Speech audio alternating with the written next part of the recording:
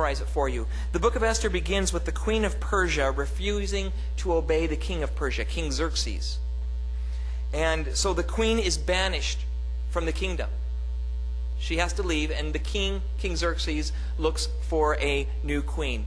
And basically has a beauty contest of all the eligible women in the Persian Empire. And a young Jewish woman named Esther wins the contest, wins the king's approval, and becomes the new queen. But again, Esther hides the fact that she's Jewish.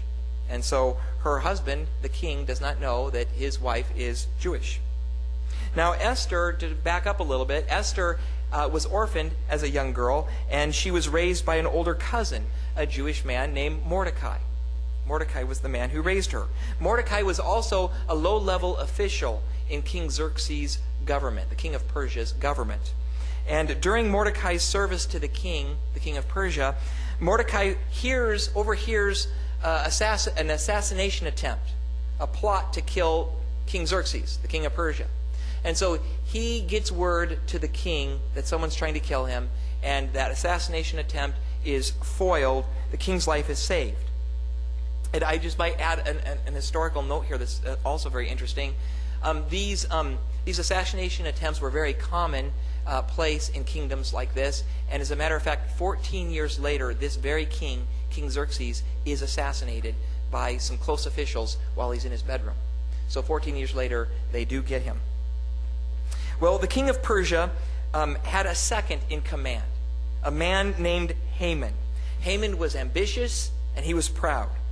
And one day, there was an encounter between Haman and Esther's adopted father, Mordecai.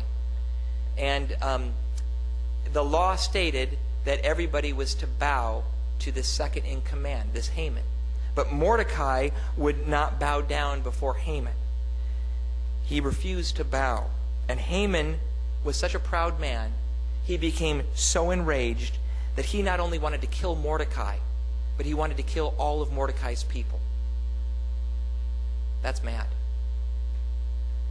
So Haman tricked the king of Persia. He tricked King Xerxes into making a law condemning all Jews to death in a future date. Mordecai, the Jew, finds out about this new law, and he asks Queen Esther to do something to save her people's lives. And so Queen Esther decides to risk her life to approach the king and ask that this law be rescinded. And so what happens is the Queen Esther invites the king and his second in command, Haman, to a banquet. And at the banquet, the king of Persia asks Queen Esther what she wants. He said, "You can have up to half of my kingdom." And Queen Esther says, "I tell you what, why don't you come back to a banquet again tomorrow night? And tomorrow night after the banquet, then I will tell you what I would like." Well, even though the second in command should have been thrilled that he was invited to a private banquet with the king and queen of Persia, he couldn't enjoy himself. Haman was mad because Mordecai would not bow down before him. And all he could sit there at dinner is sit there and think about how Mordecai had not bowed before him. And instead of enjoying the meal, he was fuming. And so he came home and complained to his wife, came up with the plan that that night and that next day he was going to build a gallows 75 feet high to hang Mordecai on the next day. He was going to get rid of that Jew right now. And I don't know how high this ceiling is, but I don't think it's 75 feet. You can imagine how high those gallows were. And so later that same night, the night of that first banquet, Haman is making his plans to build a gallows. The king, meanwhile, is back in the palace, and after the banquet, he's unable to sleep. And so the king of Persia asks for the royal record of his kingdom to be read. It's the minutes of his business meetings. And that could probably put somebody to sleep, don't you think? My goodness. And the scribe happens to open up the king's record to the point in the king's life revealing that assassination attempt a while back that Mordecai had warned the king about, and Mordecai the Jew had saved the king's life.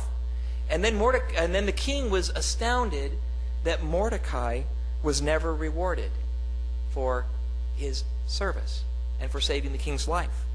And he's just pondering the king is just pondering what he should do for Mordecai, for saving his life, when at that moment, Scripture says, Haman walks into the palace because he wants to ask the king if he can hang Mordecai that day on those gallows. And before Haman can speak, the king says, Haman, come here. What should be done to properly thank a hero? Now, Haman doesn't realize what had gone on before this. Haman didn't know who the king was talking about, but Haman assumed that he was the one the king was talking about. That the king, he was second in command, and assumed the king was really pleased with Haman and his work as second in command, and he wanted to reward him.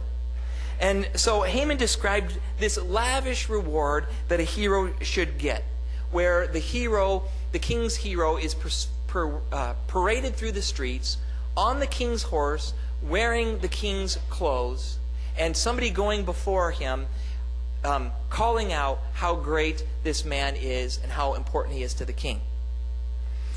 The king agreed that this was exactly what should be done, but to Haman's shock and humiliation, he learned that Mordecai, his enemy, was the one who was to be honored in this way, not him.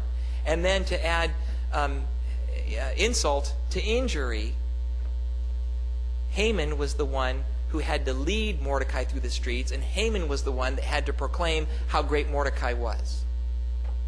So I'm guessing at this point Haman's thinking, I guess Mordecai's not going to be hung today. We're not going to hang him right after the parade. That night, at the second banquet, so the parade happens, and then that night we have the second banquet.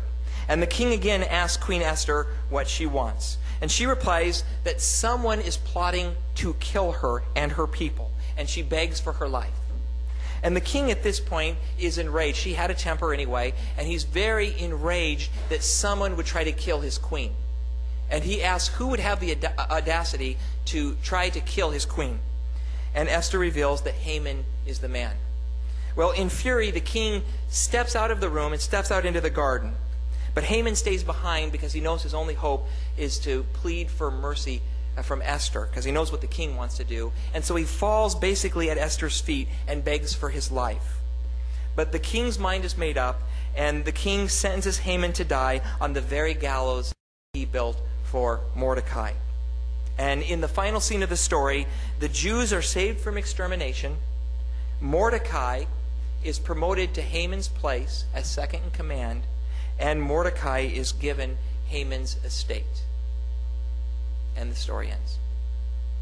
And to celebrate this historic event, this deliverance of almost Exodus proportions, the Feast of Purim was established by the Jews, and it's celebrated to this day. The Feast of Purim, that when the Jews celebrate that, they are celebrating the story of Esther, Queen Esther. So, I don't know about you, but as I read this story, I could see God's fingerprints all over it. Even though God was not mentioned by name, we see God throughout the events, throughout the interactions, throughout the encounters, working very clearly behind the scenes to protect his covenant people. The Jews were still his covenant people. Even if they weren't obeying him, he was still had his eye and his care on them.